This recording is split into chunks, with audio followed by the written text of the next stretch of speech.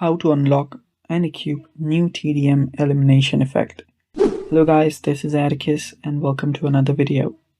In today's video, I'll teach you how you can unlock and equip new TDM elimination effects.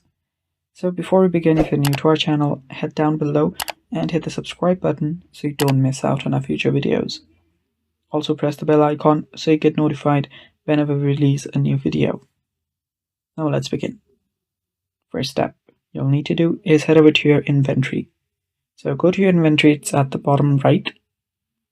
And after you're on your inventory, tap on this box icon on the right hand side bottom.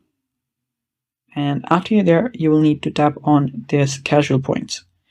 So this is basically your season token, which you can tap on use, and you'll be taken to your event shop. So after you're on the event shop, head over to the casual season option. After you do that, you'll find your TDM effects. You can find the one that you like and then simply tap on the 3000 points option. And after you have the enough advanced casual points, you can simply buy it.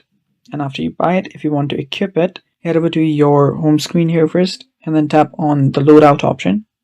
After you tap on the loadout option, you can tap on the elimination effects at the left hand side and choose the one that you want.